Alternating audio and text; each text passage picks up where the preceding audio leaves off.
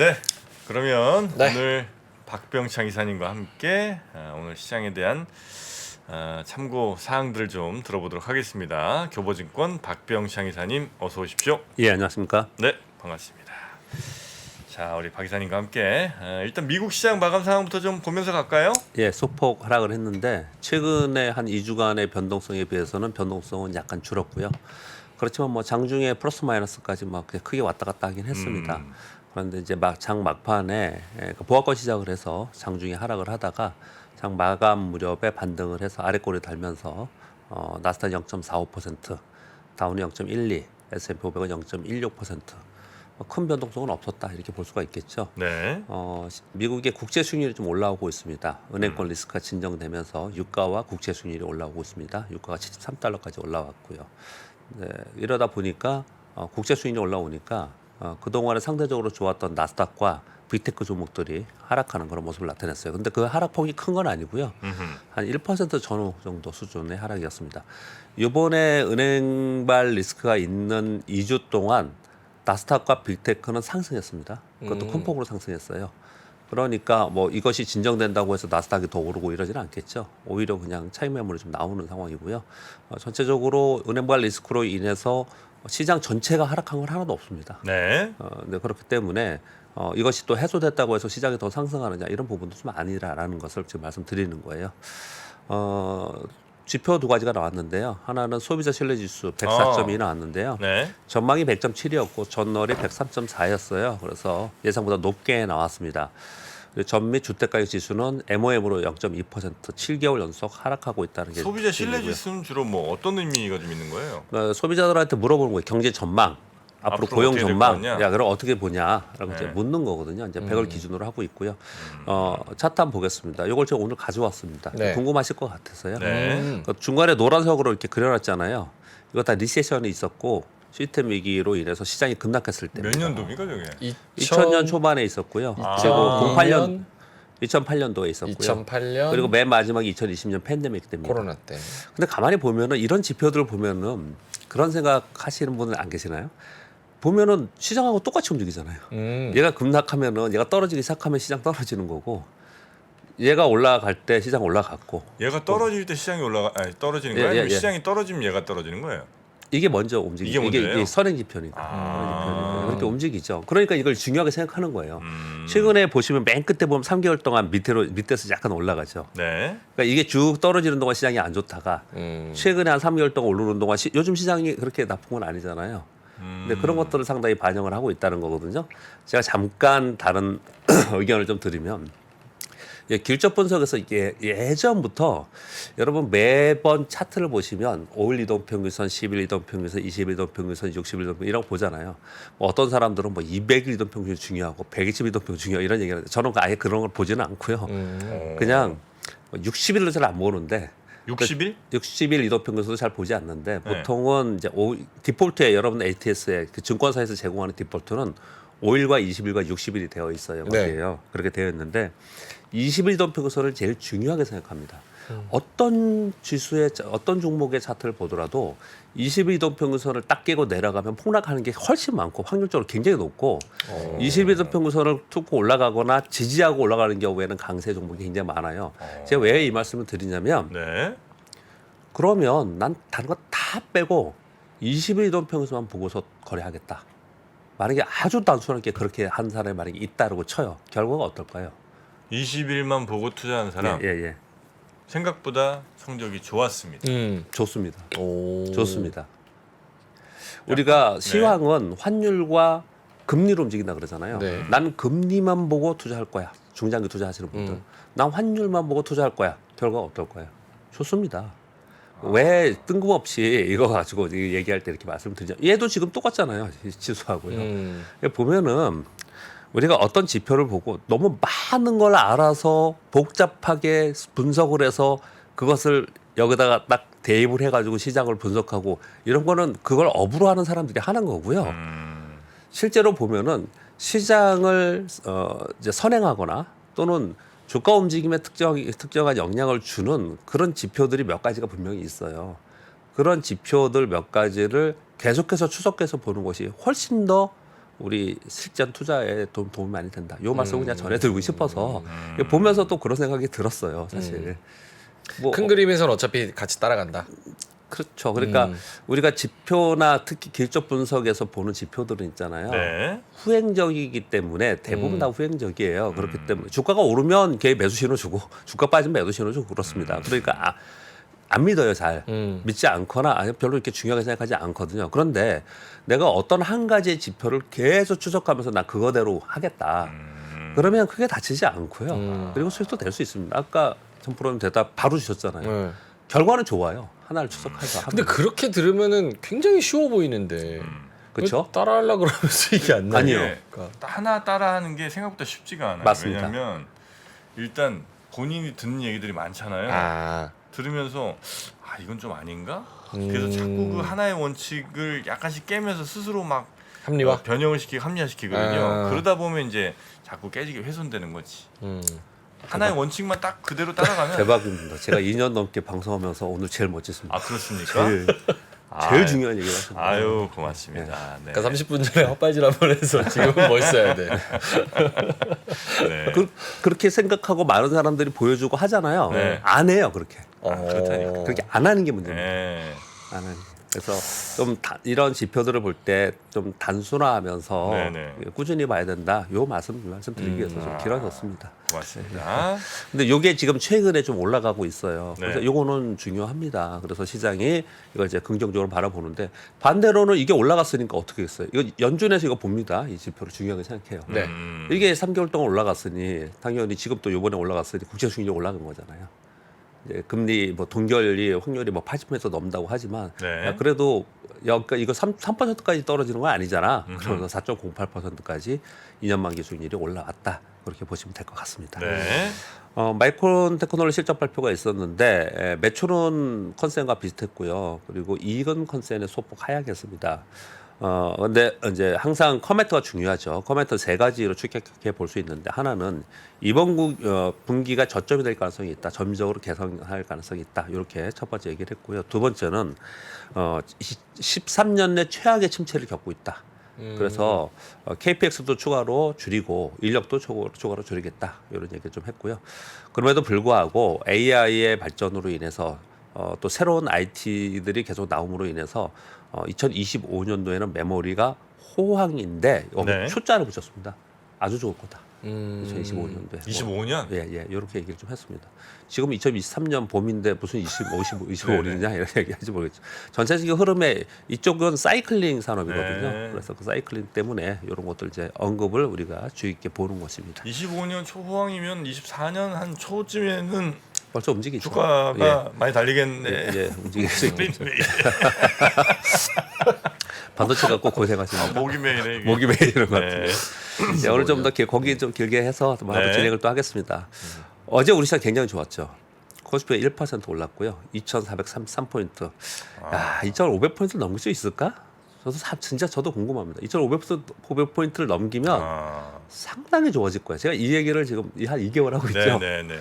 이거 넘기면 진짜 시장 분위기가 상당히 좋아질 것 같은데 어려울 것 같아요. 2,500포인트. 60포인트 남았는데 네, 쉽지 않습니다. 넘어가면 매물나고 좀 그러고. 한 이틀만 제대로 올라오면 바로 넘을 것 같은데요. 근데 이번에 잘하면 트라이를 좀 하지 않을까라고 생각을 하는 바람은 좀 있어요. 그건 뭐냐면 사실은 은행권 노이즈가 없었으면 이번에 아마 2,500포인트 돌파 시도를 했을 거라고 저는 생각을 하고 제가 여러 채널에서 그렇게 얘기를 했는데 네. 근데 은행발 노이즈가 생겨서 더 어려워진 거예요, 사실은. 근데 왜 이제 가능성이 좀 생겼냐면은 은행권 노이즈로 인해서 이 리스크로 인해서 금리의 고점이 이제 사람들이 생각을 하잖아요. 이제 네. 동결 얘기까지 하잖아요. 그러니까 금리가 더 안 올라가요. 시황은 금리라니까요. 금리와 환율이니까요. 그래서 환율도 더 지금 떨어졌지 않습니까? 그렇죠. 1,300원 아래로. 네. 그러다 보니까 외국인들이 매수 진입을 하잖아요. 그러니까 단기적인 수급 상황은 좋아지는 게 있거든요. 네. 단기적으로 아마 트라이를 좀 할 것 같은데 아마 추세적으로 오르지는 어렵다라는 게 뭐 저도 그렇게 생각합니다. 왜요? 강세 시장은 어렵다. 왜냐면 약간 반도체도 지금 마이크론 얘기처럼 네. 저점 찍고 이제 올라간다 그러고 네. 최근에 이제 수급 며칠이지만 네. 조금 들어오고 있고 예. 2차 전지는 생각보다 소비자 신뢰지수나 저런 소비자의 네. 심리 상태가 굉장히 좋아서 네. 전기차도 잘 팔릴 것 같고 IRA에서 네. 잘하면 네. 빠지면은 현대차기 이야 너무 좋다. 예. 거기에다가 K 아이돌들 리오프닝 예, 해가지고 예. 다 수출하고 공연하고 샤샤 하면은 1,500. 다 그 기대이고요. 기대 이제 그렇게 됐으면 됐겠다라는 이제 시나리오 기대인데 좋은데. 기저에 깔려 있는 내용은 경기는 둔화되고 있고 침체되고 있는 지표가 훨씬 많습니다. 그러니까 기저 자체가 시장이 경기와 디커플링 되면서 거꾸로 갈 수 있느냐 그 자체는 아니거든요. 주가가 기업의 이익과 거꾸로 갈 수 있느냐 그렇지는 않거든요. 그러니까 일정 부분 오늘 수급에 의해서 이벤트에서 올라가면은 그러면 야 봐봐 여기서 더 올라가기는 안 돼 이건 지금 경제 상황이나 기업 이익이 아니야 그러면서 다시 매물 맞고 내려오는 이제 그런 상황이 연속되고 있었습니다. 네네. 근데 그나마 2,500포인트 돌파 시도하는 것도 좋아지는 겁니다. 지금 그렇죠. 상황에서 네. 네, 이제 그렇게 좀 보고 있고요. 코스닥은 뭐 엄청 좋습니다. 833포인트까지 올라왔습니다. 코스닥 연중 진짜 15바를 계속 돌파하고 있는 그런 어. 상황이거든요. 어제는 좀 약간 좀 신기하게 저 2차전지 빠지고 셀트리온 빠지고 그랬는데도 근데 지수가 올라가더라고요. IT가 올랐거든요. IT가 올랐거든요. 제가 지난주도 계속 말씀드리고 있는데 일단 기본적으로 코스피가 올랐던 것은요. 외국인들이 선물을 9,400개약 매수해 주는 게 이제 바탕이 되어 있었고요. 그리고 국내 기관들이 전기전자를 2,700억이나 샀어요. 국내 기관들이 삼성전자, SK 하이닉스, DB 하이텍 이런 것들이 반등을 줬고요. 코스닥이 강했던 것은 지금 설명을 드리려고 하는데 코스닥은 시가총액 1위부터 4위까지 다 하락했습니다. 코스닥 1위, 2위, 3위가 2차 전지예요. 4위가 셀트리온 헬스케어입니다. 이게 전부 다 하락했어요. 셀트리온 헬스케어는 또 크게 하락했습니다. 많이 빠졌죠. 그럼에도 불구하고 시장이 상승을 했던 것은 어제 OLED는 상한가까지 가는 종목이 많았습니다. 네. OLED가 급등을 했고요. 시스템 반도체, PCB, MLCC 선별적으로 강세를 보이면서 2차 전지 바이오가 약세를 보이는 그것을 이제 회복하면서 극복하면서 시장이 상승한 즉 선순환이 잘 이루어졌기 때문에 올라가는 것이다 이렇게 보시면 될 것 같습니다. 이사님 개인적인 생각은 어떠세요? 2차 전지 정말 대단했잖아요. 몇 예. 달 동안 죽는다 했는데도 안 예. 죽은 게 예. 지금 몇 주째 그랬는데 네. 최근에 저런 코스닥의 움직임 보면 예. 물론 며칠이지만 네. 수급이 좀 자금의 성향이 좀 많이 바뀐다. 매기가 좀 저쪽으로 쏠린다. 반도체랑 OLED 쪽에 이렇게 봐도 되겠습니까? 일단은 시장의 주도 섹터 그리고 주도 테마가 바뀌는 거는 이벤트에 의해서 바뀝니다. 시황이 바뀌면서 바뀌거든요. 아. 제가 어제 말씀을 드렸잖아요. 어제 얘들이 빠진 건 삼성전자가 올라서 그런 거예요. 반도체가. 삼성전자나 은행주가 오르면서 지수가 2,500, 600이 가잖아요. 그럼 상대적으로 2차 전지에 그동안에 올랐던 거나 AI나 얘네들은 약해질 가능성이 높아요. 시황이. 또는 급락하면 또 종목도 없어요. 근데 그렇지 않은 상황이기 때문에 가장 확실하게 이익이라고 가장 확실한 성장만 가겠다고 한 게 지금은 확실한 게 2차 전지이기 때문에 그쪽에 쏠림으로 간 거거든요. 전체적으로는 그렇게 대답을 드리겠고요. 이런 선순환이 왜 일어나느냐. 내가 2차 전지가 없다 하더라도 2차 전지 종목들이 많이 올라가서 돈을 버는 쪽이 많으면 네. 시장이 좋은 거예요. 왜냐하면 그 돈을 가지고 나가지 않습니다. 다시 그 돈을 가지고 그러면 다음에 뭐 다음 타자 뭘까? 다음에 뭘로 수익 낼까? 이렇게 그 안에서 움직이게 돼 있어요. 네네. 근데 그걸 순환이라고 표현을 하거든요. 근데 2차 전지가 꽤 오랜 동안 이렇게 있었지 않습니까? 이건 가장 확실하기 때문에 그렇고 네. 떨어진다 하더라도 매물 크게 맞으면서 그냥 급락하지 않아요. 어떻든 그냥 쉬어간다 이런 생각을 많이 하는 그런 정도의 조정을 보이거든요. 네네. 그러니까 얘네들이 같이 막 무너지면은 시장은 마이너스까지 날 수도 있었겠죠. 그런데 그렇게 무너지는 상황이 아닌데 자 거기에 어떤 사람들은 분명히 팔겠죠. 아니 올라온 부분에 파는 사람도 있을 거 아닙니까? 그렇죠. 차익 실현. 그런 사람은 그 돈을 가지고 나 이제 배불러 그리고 나가 이러지 않는다는 거예요. 그러면 그 다음에 뭘까라는 생각하면서 그 다음에 뭐가 있으면 그쪽으로 들어가는 거거든요. 제가 지금 좀 이따 시황에서 말씀드리려고 하는 건데 네. OLED가 아니 뜬금없이 OLED 종목들이 상한가 갈 이유가 특별하게 막 아주 강력한 이벤트가 있나요? 전혀 그렇지 않습니다. 뭐 PCB나 MLCC가 지금 벌써 MLCC는 3개월 전부터 터닝합니다. PCB는 터닝합니다. 제가 맨날 얘기하잖아요. 근데 이게 떴습니까? 안 떴었잖아요. 안 움직였었는데 이게 막 상한가하고 10%씩 막 뜨는 이유는 시장에서 돈들이 움직이고 있기 때문에 그렇다는 거예요. 수급 논리로. 예, 이거는 시황의 논리도 아니고 애널리스트들이 분석하는 논리도 아니고 시장의 내부의 수급의 논리입니다. 예, 그렇게 좀 보시면 될 것 같습니다. 네. 올라갈 이유는 그렇게 재료 자체는 시장이 올라간다는 거는 경기 상황이나 기업이 전체적으로 올라가야 되는 거잖아요. 근데 지금은 아래쪽으로 더 보고 있는 시황이 더 지배적입니다. 전체적으로. 근데 그 안에서 급격하게 하락하지 않기 때문에 종목 장세는 이루어지고 있다라고 네, 얘기를 네. 하는 거고 우리 김한진 박사님이 되게 멋진 말을 계속 하셨지 않습니까? 올해 계속 얘기해. 올해는 베타가 아니고 알파다. 베타가 아니고 알파다. 예, 계속 그걸 지금 시장에서 얘기해주고 있는 거다. 네, 네, 네. 그렇게 보시면 될 것 같습니다. 일단 뭐 매크로 시황 잠깐 더 언급을 드리면 은행발 리스크가 진정 제가 가로로 해소 이렇게 써놓은 거는 확실한 건 아니니까 이렇게 표시를 해놓은 거고요. 그렇게 되면서 국채주율이 상승을 했고 그러면서 상대 강세 보였던 나스닥 및 빅테크가 조정 하락을 보이고 있습니다. 이 은행발 리스크가 해소된다고 해서 시장이 올라가느냐? 아니라는 거예요. 이것 때문에 또 급격하게 떨어진 게 없습니다. 그러니까 은행발 리스크 해소가 호재로 보는 게 아니고 요거는 악재 해소 또는 뭐 진정 이렇게 보는 것이고 추가적인 상승 모멘텀이 있어야 돼요. 그게 뭐냐? 지금 없다라는 거예요. 당분간 그게 없습니다. 그런 가운데 실적 시즌에 들어갔으니 당연히 뭐 실적에 따라서 연동하면서 차별화 종목 장세가 이어질 수밖에 없는 그런 상황이다. 이렇게 보여지고요. 네. 우리 시장은 뭐 지금 조금 길게 설명을 드렸는데 1월 이후에 테마 그리고 섹터별 순환이 계속되고 있어요. 근데 기존 테마가 거래량이나 급락이 없이 조정을 보인다. 제가 지금 좀 전에 설명드린 것 같이 그런 가운데 신규 테마가 상승 이제 올라오고 있는데 그게 큰 폭으로 오른다는 거예요. 찔끔찔끔 오르는 게 아니고 네. 그런 거 봐서는 호재성 재료에 반응하는 시장의 심리나 수급이 전에보다 상당히 좋아졌습니다. 이 시장 심리나 수급이 좋아지지 않으면 그렇게까지 오르지 못해요. 그래서 어찌 생각해 보면은 이렇게 볼 수 있습니다. 시장을 좀 더 길게 보는 사람들은 야, 니네 지금 시장 좀 좋다고 수익 난다고 하다가 다친다? 걱정이나 우려하는 사람들도 분명히 있겠죠. 네. 그런데 지금 투자하고 있는 사람들의 이런 종목 투자하는 사람들은 좋습니다. 지금 시장. 어제도 말씀드렸지만 지금 시장은 손해보는 시장이 아니에요. 누가 더 많이 버느냐는 시장이에요. 그쵸. 그러니까 어찌 또 여러분 들으실 때 야 이거 지금 좀 좋으니까 그러다가 또 다친다라고 걱정하시는 분이 있을지 모르겠지만 이거는 지금 현재 현실입니다.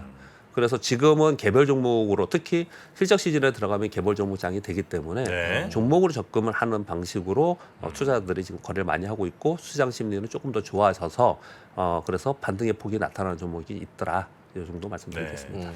올해 알파가 아니고 베타다. 이거는 베타가 아니고 알파. 저 네. 약간 좀 해석을 해주시면 좋겠습니다. 우리 또 채팅창에 주인님들이, 또 네, 궁금해하시는 궁금해하시는 분들이 분들이 있어서 보통 우리가 삼성전 베타 개수가 제일 높다 그러면은 시장하고 똑같이 따라가는 종목이 베타 개수 1 똑같이 따라가는 걸 이제 그렇게 표현을 하거든요. 베타라 하면 시장 전체의 시장 움직임을 베타라고 표현을 하고요. 알파 그리고 플러스 알파 수익을 낸다 이렇게 표현할 때 알파는 종목에 이 시장과 상관없이 종목으로 접근을 해야 된다. 이 표현을 좀 드리는 그럼 거죠. 지수 플레이 이런 건 안 되고 네.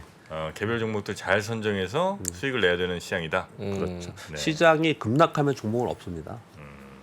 그런데 그나마 시장이 이렇게 있기 때문에 그런 거예요. 네. 언제 무너질지에 대해서는 또 모르고 또 무너질 거라고 얘기하는 사람도 많이 있고 하지 않습니까? 그러니까 항상 기본 바탕에는 이제 어떻든 좀 어려움이 있어요. 우려도 많이 있고요. 근데 뭐 당장 지금 벌써 3개월째 장이 굉장히 좋았잖아요. 개별 네. 종목적은요. 그러니까 요 상황 속에서 수익을 좀 챙길 사람도 챙기고 네네. 그리고 너무 이걸 또 길게 보기 좀 어려운 상황은 분명히 맞다 그렇게 생각을 하고요. 이제 그런 부분에서 말씀을 좀 드려보면요, 이슈에서 이 네 가지 이슈를 첫 장에 가져왔는데 이 네 가지 다 앞으로 장 안 좋을 거야라는 얘기. 네 가지 안 좋을 것이다. 안 좋을 거다라는 걸 그대로 가져왔습니다. 월가에서 뉴스들인데요. 이번에 은행발 이슈에 대해서 어떻게 바라보냐는 거예요. 첫 번째 읽어볼게요. 은행 위기 넘기니 경기 침체 걱정이 부각되고 있다. 은행발 디레버리징으로 인해서 미국 올해 중반에 경기 침체에 들어갈 것이다. 이렇게 얘기를 합니다. 그냥 다 읽어볼게요. 네 개를요. 모건 스탠리의 마이클 윌슨 있잖아요. 이 사람. 그 상황에다 항상 얘기를 하지 않습니까? 최근 이벤트를 고려했을 때 이거 은행발 리스크를 얘기하는 겁니다. 이익 전망치는 점차 비현실적이다. 요 해석을 해드리면 지금 이익 전망치 해놓은 것보다 훨씬 낮을 거다라고 이 사람 보는 거예요. 그러니까 전형적인 어닝 리세션이 임박해 있다. 지금 잠깐 반작하고 올라가는 거 요거 약세장의 막바지에 발생하는 현상이다. 이제 어닝 리세션으로 인해서 시장 급격하게 하락할 가능성이 있다. 이 사람이 이렇게 얘기를 합니다. 세계은행 어저께 뉴스 전해줬는데 권 기자님이 앞으로 잃어버린 10년이 올 가능성이 있다. 팬데믹과 전쟁 영향으로 인해서 교육이 둔화된 상태에서 저금리에서 고금리로 전환한 상태에서 당연히 경제 성장률은 떨어질 수밖에 없다. 네 번째, 월가의 투자 회사인 베어이드라는 회사에서 캐터필러와 유나이티드 렌탈 매도 의견을 냈어요. 경기 안 좋을 것이다. 왜 그러냐? 미국의 금융기관 타격으로 인해서 상업용 부동산 경기 침체가 불가피하다. 지금 미국의 비거주형 건설 경기 둔화 예상되기 때문에 은행 리스크로 인해서 경기가 안 좋아지는 건 앞당겨질 거기 때문에 경기와 관련된 이런 종목은 매도해야 된다 이랬단 말이에요. 이 네 가지를 딱 보세요. 좀 전에 우리나라는 개별적 목장이라서 상대적으로 수익이 나오고 괜찮다라고 했지만 기본적으로 이런 시황관을 깔고 있습니다. 시장 전체가. 이걸 깔고 있고 이걸 보고서 앞으로 뭐 떨어질 거야, 약세장 될 거야, 이제 충격이 있을 거야라고 보는 사람들은 주식 투자하기 어렵죠. 그래서 전에 그래서 제가 얘기할 때 단기적으로 내가 또는 중장기적으로 또는 어떤 섹터에 어떤 종목을 투자할 거냐, 대형주 할 거냐, 중소형주 할 거냐에 본인의 판단에 따라서 지금 현재 투자 전략이 굉장히 많이 달라지는 것이다라는 거죠. 이게 기본적으로 깔려 있습니다. 특히 이번에 은행발 리스크로 인해서 이게 더 앞당겨질 거라는 의견들이 훨씬 더 많다라는 거는 우리는 알고서 시장에 접근해야 된다. 그렇게 말씀을 드리겠습니다. 자, 그러면 이제 요건 안 좋은 얘기를 좀 했었고. 안 좋은 얘기, 좋은 얘기로. 예, 5번째까지는 안 좋은 뉴스이네요. 아, 그래요? 아니 이것도 뭐야 이런 생각이 들 거예요. 네. 27일 날 백악관에서 발표했는데요. 바이든 대통령이 국방물자 생산법 DPA 발동 승인을 했어요. 그러니까 DPA를 하면 이제 자기네 국방과 관련된 것에 대해서 생산을 미국 내에 생산하고 뭐 하여튼 그거에 대한 규제의 내용들인데요. 전에 그 태양광도 이걸 발동했고 그랬거든요. 자, 내용을 읽어볼게요.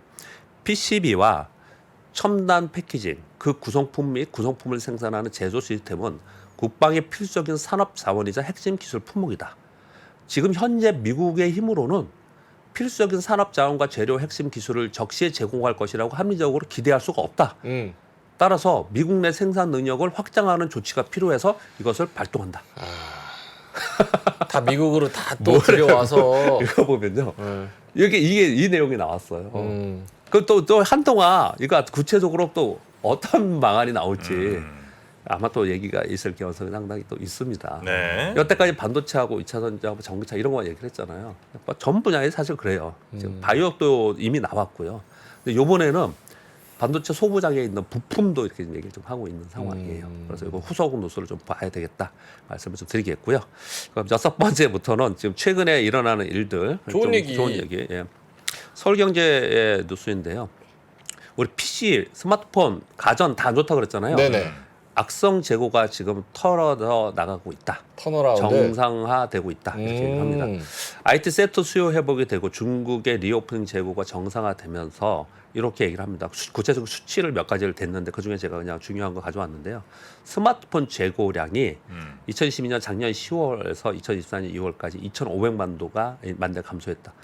재고량이 감소했다는 얘기는 공급을 줄였든지 수요가 늘었던 둘 중에 하나이겠죠. 또 LG전자가 가전 많이 하잖아요. 네. LG전자의 가전의 재고 자산 훼손율이 6.4에서 6.6%로 개선되고 있다라는 거예요. 그러니까 재고가 줄어들고 있다라는 거예요. 그래서 이런 상황 속에서 디램의 공급 과잉이 해소되고 지금 마이크론도 또 축소한다고 하잖아요. 캐파 축소한다고 하잖아요.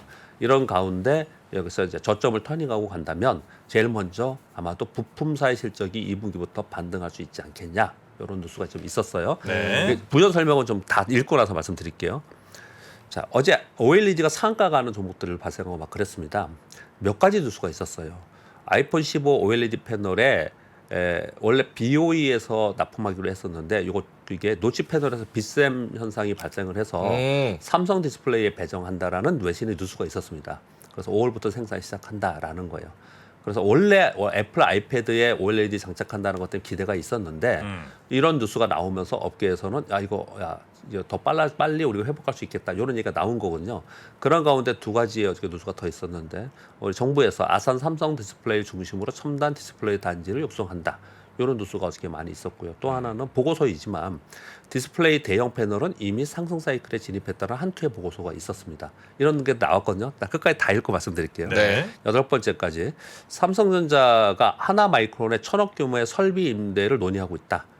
하나마이크론은 패키징하는 협력사입니다. 그런데 후공정 테스트 패키지 장비 약 1,000억 규모의 장비를 하나마이크론에 준다는 거예요. 삼성전자가. 왜 이런 걸 했느냐라는 거예요. 우리나라 국내 전공정 기술은 글로벌 수준에 다다라 있는데 후공정은 좀 부족하다. 이것 때문에 TSMC에 좀 뒤떨어진 면이 있다라고 해서 TSMC 추격하기 위한 토탈 패키지를 구성한다. 이런 뉴스들이 나온 거거든요. 그다음에 제가 그다음 뉴스가 뭔가요?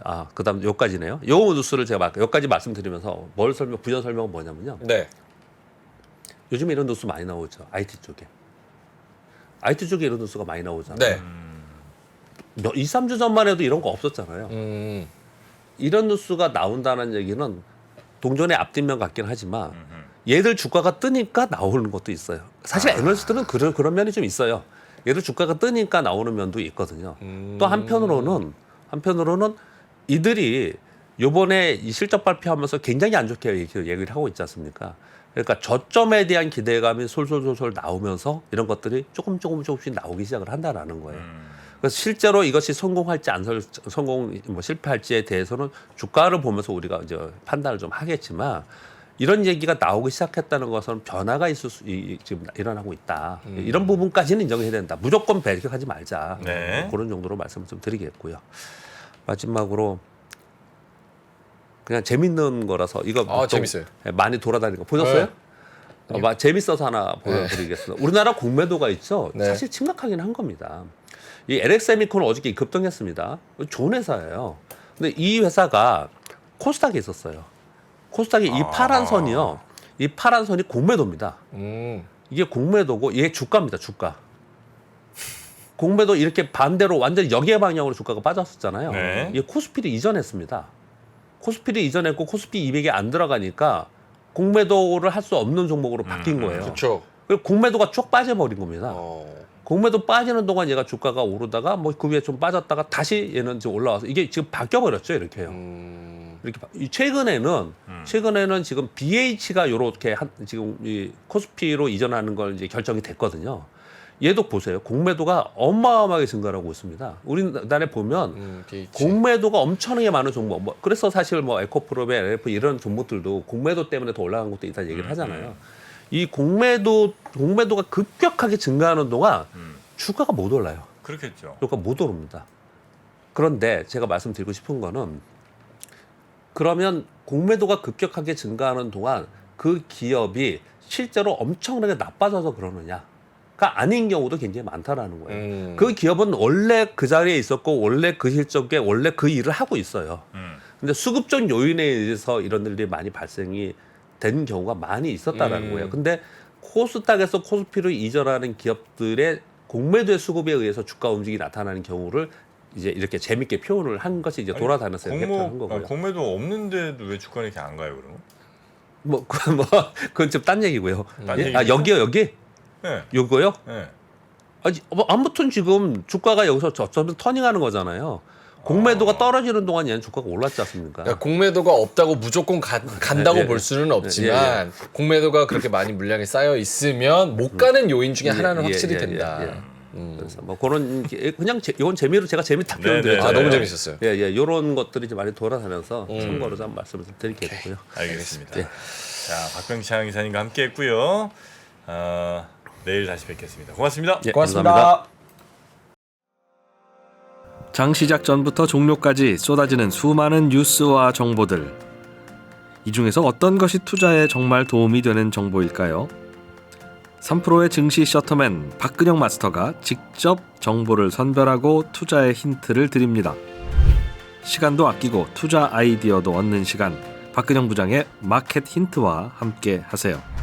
자세한 사항은 3프로 TV 앱과 홈페이지를 확인하세요.